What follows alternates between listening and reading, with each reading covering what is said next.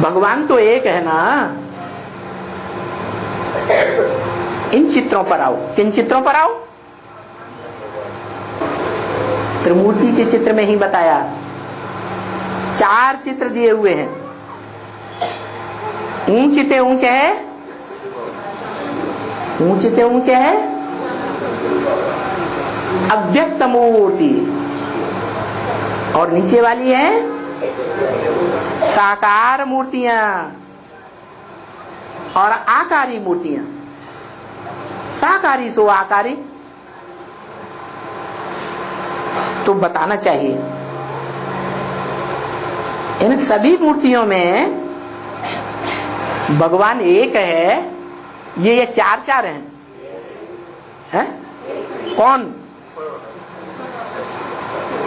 जो ऊपर वाली अव्यक्त मूर्ति जिसे कहा जाता है, मूर्ति भी है, मूर्त रूप भी है, अमूर्त नहीं है। क्या है? मूर्त माने साकार रूप भी है। देखने में आता है उसे कहते हैं मूर्त, और जो देखने में नहीं आता है उसे अमूर्त। जो देखने में आता है उसे कहते हैं व्यक्त, और जो देखने में नहीं आता है उसे कहते हैं अव्यक्त। तो भगवान एक है। ये 4 मूर्तियां भगवान नहीं है। ऊंचे ते ऊंचा भगवंत एक है। तो कौन हुआ? कौन सी मूर्ति की तरफ इशारा करेंगे? है इसकी मूर्ति की तरफ इशारा करेंगे? हैं? अव्यक्त मूर्ति की तरफ इशारा करेंगे।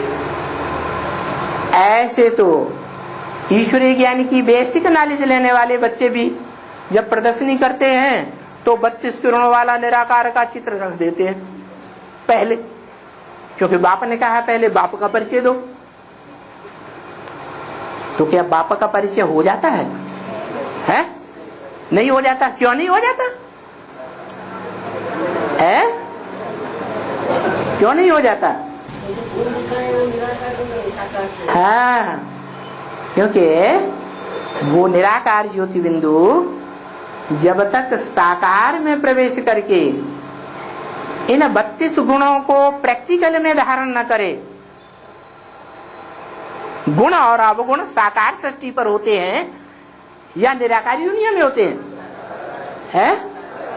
तो जो 32 गुण दिखाए गए हैं लिंग के, वो साकारी की यादगार हैं, साकार सो निराकार की यादगार हैं, या सिर्फ निराकार की यादगार? साकार सो निराकार कंबाइंड की यादगार है। तो उसको कहा जाता है ऊंचे ते ऊंचा भगवन। उस ऊंचे ते ऊंचे के मंदिर भी ऊंचे स्थान पर बनाए जाते हैं या गड्ढे में बनाए जाते हैं? ऊंचे स्थान पर बनाए जाते हैं। गांव में भी बनाएंगे तो भी ऊंचा स्थान देखेंगे, शहर में भी बनाएंगे तो भी ऊंचा स्थान देखेंगे, नहीं तो पहाड़ों पर बनाते हैं। यही देखो ऊंचे ते ऊंचा भगवंत है। ये ऊंचे ते ऊंचा भगवंत बाबा कहते हैं इनके ऊपर ही बड़ी समझानी है। क्या है? बड़ी समझानी किसके ऊपर है? क्या कहा? इनके, इसके ऊपर नहीं कहा, इसके ऊपर ही बड़ी समझानी है, ऐसे कहा? क्या कहा? इनके ऊपर ही बड़ी समझानी है। माना एक के लिए बोला या अनेक हैं? अनेक हैं। अनेक कितने हैं? 4 हैं। अव्यक्त मूर्ति लिंग की ओर इशारा करेंगे त्रिमूर्ति में, तो उसमें 4 हैं। है? 2 हैं। हाँ, नहीं, ब्रह्मा तो दादा लिखराज ब्रह्मा भी है, और परम ब्रह्म भी ब्रह्मा ही है। लेकिन इनके जब कहा है तो अनेक आत्माओं की तरफ इशारा किया, या एक की तरफ इशारा किया है? अनेक आत्माएं हैं, उनकी तरफ इशारा किया। बाबा ने ये चित्र इतना बड़ा क्यों बनाया है? त्रिमूर्ति में भी शिवलिंग का चित्र इतना बड़ा क्यों? भक्ति मार्ग में भी, मंदिरों में या वैसे भी बड़े बड़े लिंग बनाते हैं या छोटा ही बना के छोड़ देते हैं। रुद्र यज्ञ रचते थे तो बड़ा लिंग बनाते थे या छोटे छोटे बनाते थे? एक बड़ा बनाते थे और बाकी सब छोटे छोटे बनाते थे। तो इस चित्र को इतना बड़ा क्यों बनाया कि झट आकर के उस चित्र पर समझावे कि भाई ऊंचे ते ऊंचा ये भगवंत है। तीन की ओर इशारा करो, ये ऊंचे ते ऊंचे नहीं, ये ऊंचे ते ऊंचे नहीं, ये ऊंचे ते ऊंचे नहीं। इनकी जयंती भरतनाट्य पैनी जयंती, इनकी जय जयकार भरतनाट्य पैनी। इनकी प्रत्यक्षता की कोई कौड़ी की भी कीमत नहीं। इसकी प्रत्यक्षता की कीमत है जो ऊंचे पे ऊंचा भगवंत है, उसका प्रत्यक्षता रूपी जन्म जब होता है, जिसकी यादगार है महाशिवरात्रि। महान माने बड़े ते बड़ी। क्या सारे कल्प में इतनी बड़ी अंधकार की रात्रि कभी न हुई है, न भविष्य में कभी होगी। जैसी ये बड़ी से बड़ी महान शिवरात्रि अब होने वाली है, कि हुई है? होने वाली है। तो जानते हो ना, ये देखो भगवंत है, ये बाबा है ना, सबसे बड़ा बाबा। क्या दुनिया में जितने बाबाएं हुए हैं, उन सब बाबाओं से सबसे बड़ा बाबा ये है, सब आत्माओं का बाप, सारे संसार का हीरो बनता है। आज के जो शिव के मंदिर हैं, उनमें पत्थर का लिंग तो रखा है, लेकिन असली बात भूल गई। जिस कारण से उस लिंग को शिवलिंग कहा जाता है। इससे बुद्धिमान लोग पूछ सकते हैं, शिवलिंग क्यों कहा जाता है? शिव को कोई इंद्रियां होती हैं क्या? शिव साकार है क्या? शिव बिंदु का नाम है, निराकार का नाम है, या साकार शरीरधारी का नाम है? बिंदु का नाम है। वो भी गीता में कहा है, अणु अणियांसम, अणु से भी अनुरूप है, अति सूक्ष्म। तो जो अति सूक्ष्म है, अणु से भी अणु है, बुद्धि रूप है या नहीं है? उसमें बुद्धि है या नहीं है? बुद्धि तो है, लेकिन वो बुद्धिमानों की भी बुद्धि है।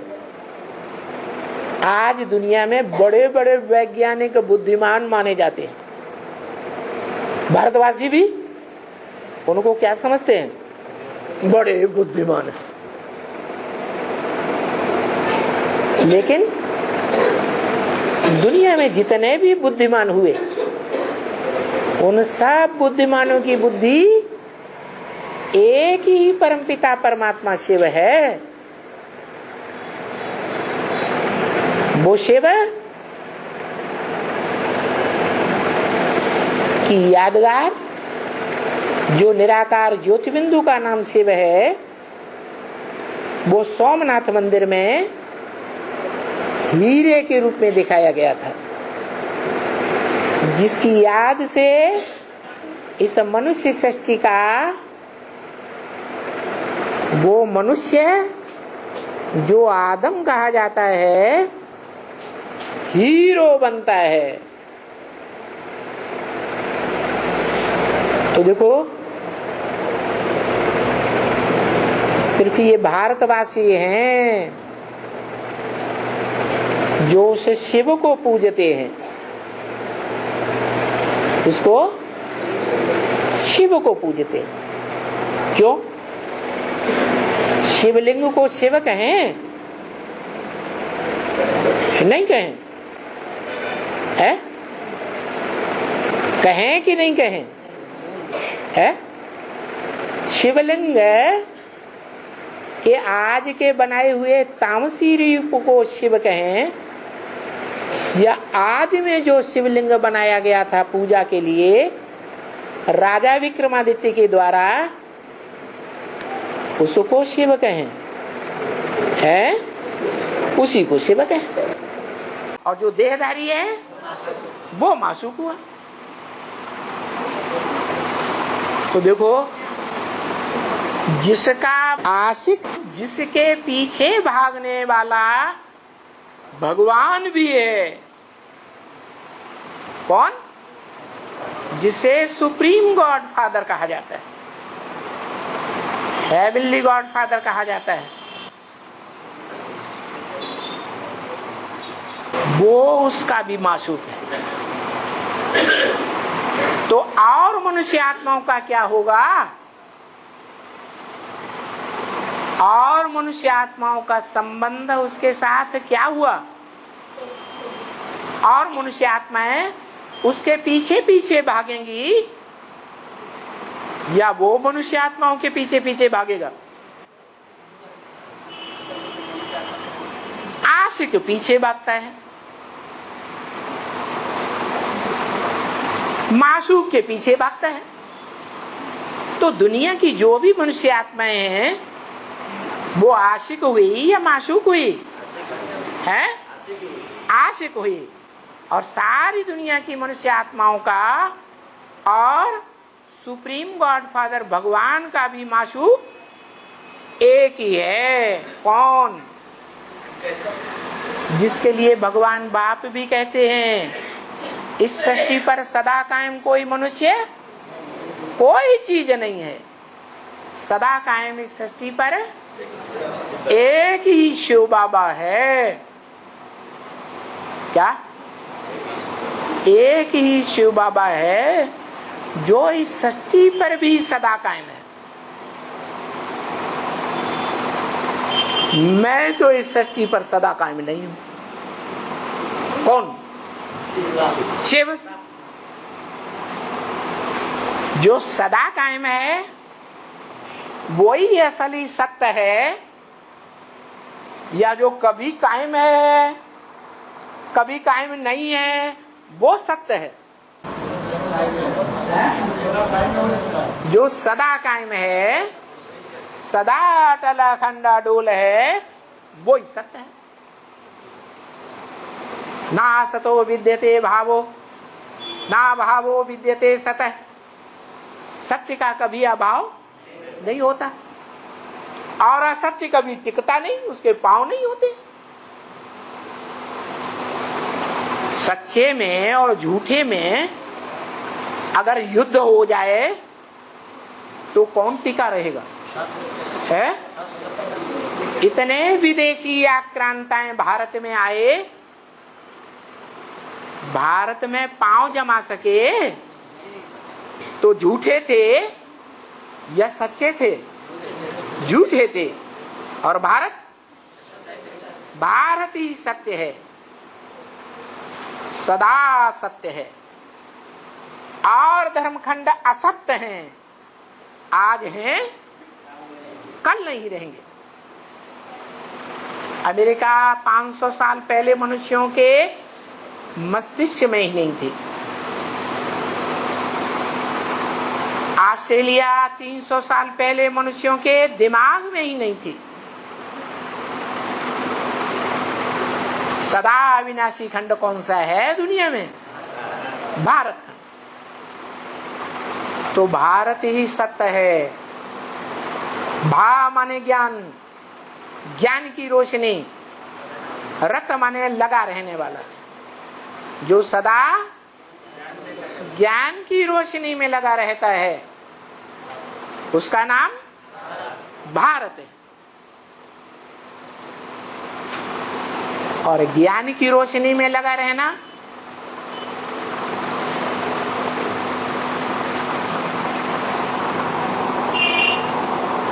तीन मूर्तियों में से किसे कहेंगे? जो शिव की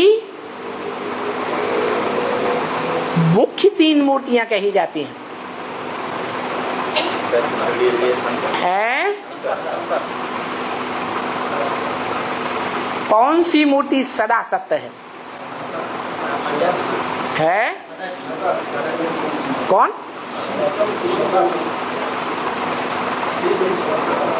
शंकर। ब्रह्मा तो शरीर छोड़ देता है, ब्रह्मा की मूर्ति की पूजा भी नहीं होती, मंदिर भी नहीं बनते, याद भी कोई नहीं करता।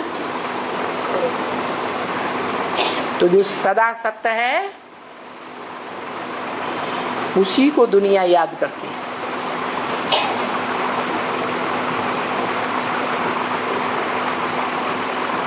धर्म पिताएं भी उसी आत्मा को याद करते हैं जिसको कहते हैं अल्लाह बलदीन। वो अल्लाह है, ऊंचे ते ऊंच को अल्लाह कहा जाता है। वो कभी नीचे गिरता ही नहीं, अव्वल नंबर की धर्म की स्थापना करता है। इसलिए मुसलमान लोग पहले अक्षर को अलफ कहते हैं, नंबर 1 को क्या कहते हैं? अलफ। सदैव खड़ा हुआ, कभी भी गिरता ही नहीं, हीरो पार्टधारी है, ऑलराउंड पार्टधारी है।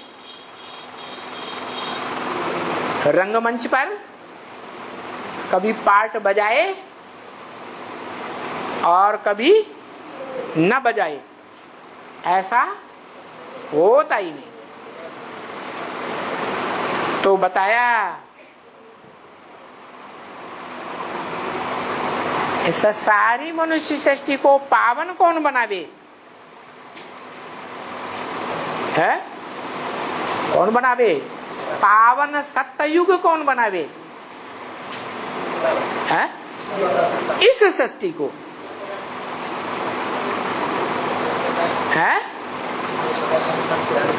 जो सदा सत्य है, इस सृष्टि में वो ही पावन बना सकता है या कोई और पावन बना सकता है? हैं? वो ही पावन बना सकता है, लेकिन कब है? जब स्वयं पावन बने, तब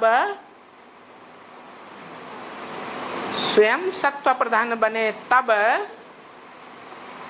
स्वयं संपन्न पुरुषार्थी बने, तब या पहले ही है? पहले स्वयं संपन्न बने। आदम को लिंग के रूप में पूजा जाता है। आज जो यादगार मंदिरों में लिंग है उसमें बिंदु हीरा नहीं दिखाते हैं, लेकिन जब से यादगार मंदिर बनना शुरू हुए सात्विक स्टेज में, द्वैतवादी द्वापर युग से, उस सात्विक स्टेज में उस साकार का निराकारी रूप भी साथ में दिखाया गया, हीरे के रूप में। सोमनाथ मंदिर में वो हीरा हीरो पाटधारी की यादगार है, हीरा पत्थर होता है या नहीं होता है? क्या होता है? पत्थर होता है।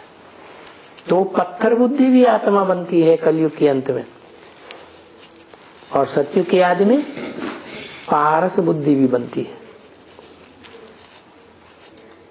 शिव जो आत्माओं का बाप है वो पत्थर बुद्धि बनता है? बनता ही नहीं। वो पारस बुद्धि भी नहीं बनता। तो ये जो शिवलिंग यादगार दिखाया जाता है, किसकी यादगार है? शिव निराकार ज्योति बिंदु जिसमें मुकर्रर रूप से प्रवेश करता है, उस हीरो पार्टधारी की यादगार है। इसलिए हीरे के रूप में सोमनाथ मंदिर में वो लिंग में हीरा जड़ा हुआ था। लिंग लाल लाल है, पत्थर बड़ा रूप। वो शरीर की यादगार है, जिस शरीर के रोम रोम में ज्ञान भरा रहता है, ज्ञान की रोशनी भरी रहती। वो शरीर रूपी जो घर है वो ज्ञान का, वो रोशनी का ऐसा भंडार है, रोम रोम में ऐसा ज्ञान भरा हुआ है कि वो परम ब्रह्म का घर हो गया, और होता भी है वास्तव में। इसलिए लाल लाल पत्थर का लिंग दिखाया जाता है। शिव बाप भी ब्रह्मा मुख से वेदवाणी मुरली में कहते हैं, तुम बच्चे परम धाम को इस षष्ठी पर उतार लेंगे। माना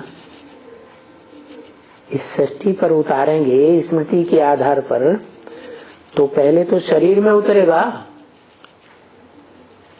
कोई शरीरधारी तो परम धाम के तरह लगातार प्रकाशित बनेगा ना, ज्ञान के प्रकाश से प्रकाशित, ज्ञान की रोशनी के भंडार से प्रकाशित। तो जो आत्मा ज्ञान के रोशनी के भंडार से भरपूर बन जाती है, उसे ब्रह्म के समान घर कहा है, आत्माओं का घर। जो कहता है मन मना भव, मेरे मन में समा जा। माना मेरे मन में क्या है, क्यों समा जाए भाई? तेरे मन में शिव ही याद है, बैठा हुआ है। तेरी स्मृति में क्या बैठा है? सिर्फ ज्योति बिंदु शिव। क्या साकार बैठा है? निराकारी बैठा है, साकार नहीं बैठा है। उसे याद करना कठिन होता है कि सहज होता है? वो सहज योगी है, एक कठिन योगी है। सहज योगी है। सहज योगी है तो निरंतर हो सकता है। ब्रह्मा से लेकर के जितने भी धर्म पिताएं हैं वो सब कठिन योगी। इसे बहुत लंबा टाइम लगता है। नंबर बार कठिन हो जाता है उनको, हठपूर्वक याद करते हैं, खींच खींच के याद करते हैं। तो जिसको सहज होता है उसकी याद भी निरंतर हो जाती है। निरंतर माने सिर्फ 8 घंटे की रहेगी, बाकी 16 घंटे का अंतर पड़ेगा या नहीं पड़ेगा? अरे ऐसे ऐसे हैं, ऐसे कुछ तो करो। गूंगे बच्चों रुद्रमाला के माँ के है? वो निरंतर याद करेगा तो सहज हो जाएगा ना, क्योंकि अपने स्वरूप को कोई याद कर सकता है कि नहीं? अपने चेहरे को कोई शरीर को याद कर सकता है या नहीं? याद नहीं कर सकता। लेकिन शीशे में देख के, शीशे में देख ले तो फिर याद आएगा नहीं? याद आएगा ना। तो वो साकार स्वरूप में निराकार को याद भी कर सकता है। दूसरी बात, अपनी प्रकृति के मध्य में निराकार को या निराकार आत्मा अपनी आत्मा को याद करना, जो अपनी आत्मा ज्योति बिंदु और आत्माओं के बाप की आत्मा ज्योति बिंदु दोनों एक जैसे हैं, सहज पड़ेगा कठिन पड़ेगा? सहज पड़ेगा। तो ये तो और सहज हो गया, अपनी आत्मा को याद करना। इसलिए बाप कहते हैं पहले अपनी आत्मा को याद करो फिर बाप को याद करो। माना अपनी आत्मा नजदीक है ना, और प्रैक्टिकल में अंदर है या नहीं है? प्रैक्टिकल में है। तो जो प्रैक्टिकल में अंदर आत्मा है, और माताएं तो जन्म जन्मांतर बिंदी लगाती ही रही है, एक दूसरे को देखती रही है तो वो बिंदी के रूप में देखती रही। पुरुष भी आत्मिक स्मृति का टीका लगाते रहे, तो सहज हुआ ना। भारतवासियों को तो सहज ही होना चाहिए। तो वो जो मनुष्य सृष्टि का बाप है, उसके लिए अपने ही साकार स्वरूप में निराकार को याद करना बहुत सहज हो जाता है, सहज सहज। बाकी धर्म पिताओं को नंबरवार कठिन होता जाता है। इसलिए वो इतना निराकारी स्टेज में नहीं रह सकते कि विनाश काल में निराकार को याद रख पाए। उस समय तो बहुत परीक्षाएं आएंगी प्रकृति के द्वारा, माया के द्वारा। सबको हिला के रख देंगे कि नहीं परीक्षाएं, परिस्थितियां। तो उस समय कोई निराकार को याद करे, वो तो धर्म पिताओं का ही काम है।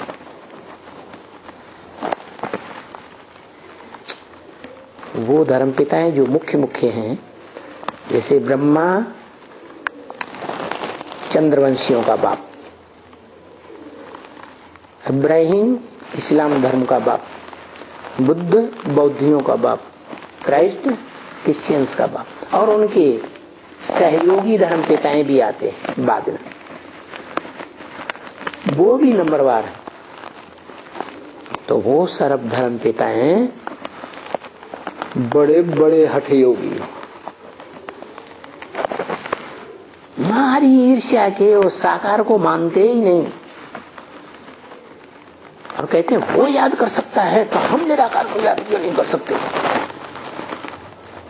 नहीं मानेंगे, नहीं मानेंगे, नहीं मानेंगे, और वो हट कर लेते हैं। तो क्या होता है, उनकी हट भी पूरी होती है।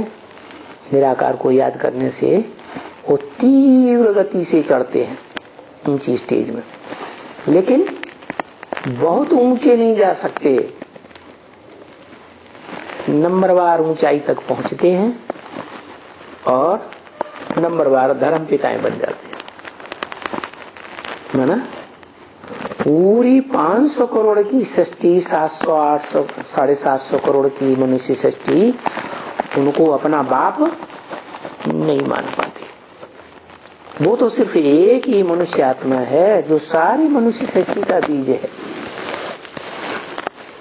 आदम, एडम, आदिदेव, शंकर, महादेव, वो एक ही आत्मा है जिसको सारी मनुष्य सृष्टि अंत में भगवान बाप का साकार स्वरूप समझ लेती है और उसे याद करती है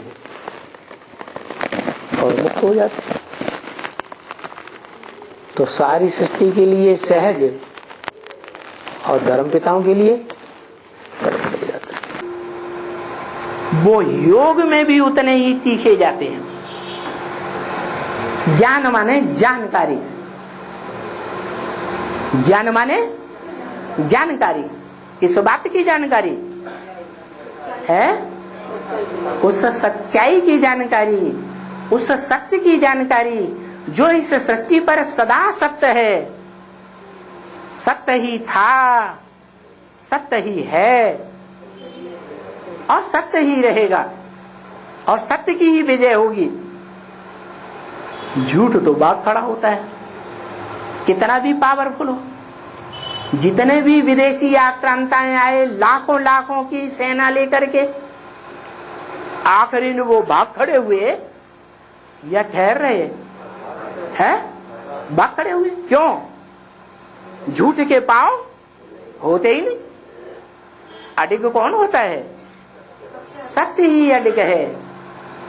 तो जो सत्य है, चारों युगों में सत्य है, रंगमंच पर चारों ही सीन में सत्य है, और सत्य के आधार पर सदैव टिका रहा है। कभी उसकी हार हिस्ट्री में हुई ही नहीं है। क्या कोई युद्ध में उसकी हार हुई ही नहीं है? उस सत्य का परिचय देने के लिए परमपिता परमात्मा शिव निराकार को इस सृष्टि पर आना पड़ता है। वो सत्य का परिचय नहीं दिया और दुनिया भर की काय काय काय काय करते रहे। मेले किए, मलाकड़े किए, कॉन्फ्रेंस की, प्रदर्शनी की, ये किया वो किया, और जिसकी पहचान देनी है वो पहचान नहीं दे सके। तो अपना और दूसरों का कल्याण किया नहीं किया। बाबा को ये फीलिंग आती है। क्या फीलिंग आती है?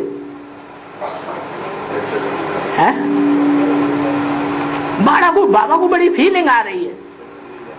क्या फीलिंग आ रही है शिव बाबा को? अरे इतने साल हो गए कि मैं जो समझाना चाहता हूं वो कोई भी बच्चे जा करके समझाते नहीं है। एक्यूरेट टैप की रिकॉर्डर की वाणी सुना करके,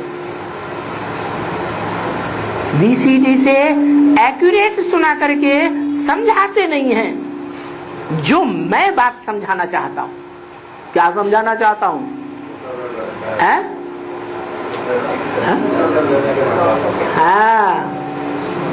कि वो ऐसा पक्का निश्चय बुद्धि बनाओ कि वो आत्माएं एक बार निश्चय बुद्धि हो करके फिर कभी भी अनिश्चय बुद्धि न बने। ये बाबा को फीलिंग आती है। जो बाबा चाहते हैं उस युक्ति से समझाते ही नहीं है। कौन समझावेंगे? जो समझा हुआ होगा एवरलास्टिंग। क्या एवरलास्टिंग का मतलब? एवरलास्टिंग समझा हुआ कौन? अरे एवरलास्टिंग समझा हुआ वो जो कभी भी अनिश्चय बुद्धि न हो, उसको क्या कहेंगे? एवरलास्टिंग समझा हुआ। आज निश्चय बुद्धि और कल अनिश्चय बुद्धि। थोड़े समय के लिए भी अनिश्चय आया तो एवरलास्टिंग कहेंगे? नहीं कहेंगे। तो उस युक्ति से समझाते नहीं है जो फट से समझने वाले को तीर लग जाए। नहीं तो सिखलाता हूं, रोज रोज बच्चों को बताता हूं। अरे भाई, क्या बताता हूं? क्या बताता हूं?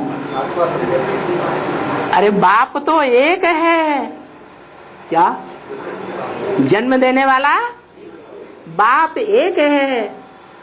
तुम्हारी आत्मा को जन्म देने वाला माना तुम्हारी आत्मा इस सृष्टि रूपी रंगमंच पर अव्वल नंबर का पार्ट बजाने वाली कौन सी आत्मा है? ये परिचय कौन देगा?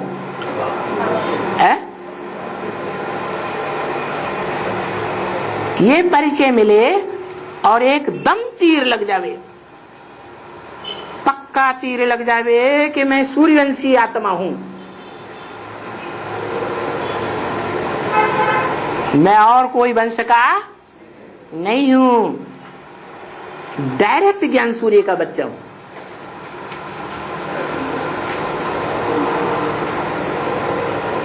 नहीं तो सिखलाता हूं, रोज बताता हूं।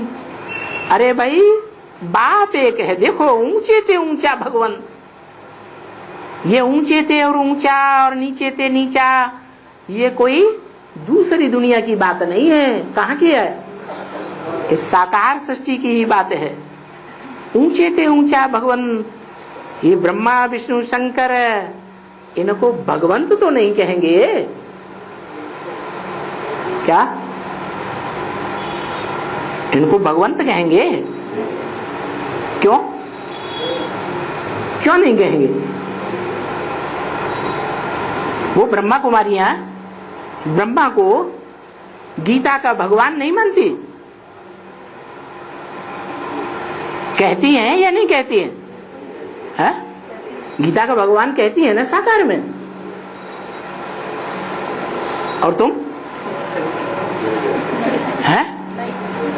तुम नहीं कहते हो।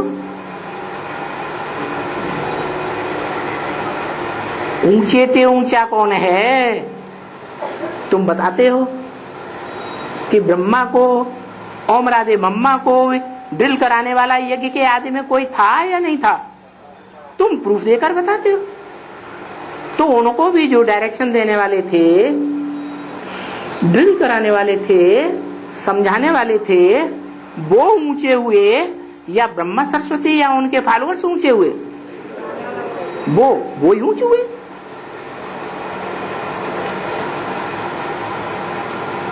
तो ये ब्रह्मा विष्णु शंकर इनको भगवान नहीं कहेंगे, क्या कहेंगे फिर? देवता कहेंगे। अब समझा? ये ठहरा वो भगवान। क्या कहा है? ये ठहरा वो भगवान। तो ये कह करके किस तरफ इशारा किया है? अरे वही जो चार मूर्तियां रखी हुई हैं, ऊपर लिंग मूर्ति, अव्यक्त मूर्ति, और नीचे साकार मूर्तियां रखी हुई हैं या आकारी मूर्तियां रखी हुई हैं, उनकी तरफ इशारा किया और उनमें से सर्वोपरि मूर्ति के तरफ इशारा किया। ये ठहरा वो भगवान, वो एक ही है, ऊंचे ते ऊंचा भगवंत। भगवान उनको कहेंगे, उनको कह के दूर क्यों कर दिया? शिव की आत्मा तो दादा लेखराज ब्रह्मा में ही बोल रही थी, तो उनको कह के दूर क्यों कर दिया? है? आगे भविष्य में कोई बजने वाला पार्ट है मुकर्रर शरीर के द्वारा। इतनी सहज बाबा बातें बताते हैं और वो बातें भी भूल जाते हैं कि इस दुनिया में पार्ट बजाने वाली आत्माओं के बीच में एक सत्य कौन है जो सदा शिव कहा जाता है, सदा सत्यम शिवम सुंदरम कहा जाता है। वो कौन है? शंकर को तो नहीं कह सकते। सत्यम शिवम कल्याणकारी कह सकते हैं। अरे सारी दुनिया का विनाश कर देता है तो कल्याणकारी हुआ, क्या कहेंगे? है कल्याणकारी हुआ। अच्छा, दुख दे के नहीं, दुख अनुभव करके नहीं मरते हैं दुनिया के लोग। अरे सुखी होकर के मरते हैं या दुखी होकर के मरते हैं, तो कल्याणकारी है? फिर भी कल्याणकारी है? है? अरे दुख देना कल्याणकारी होता है? दुख देना सृष्टि का कल्याण। सृष्टि के 500 करोड़ मनुष्य सुखी हो जाते हैं, है?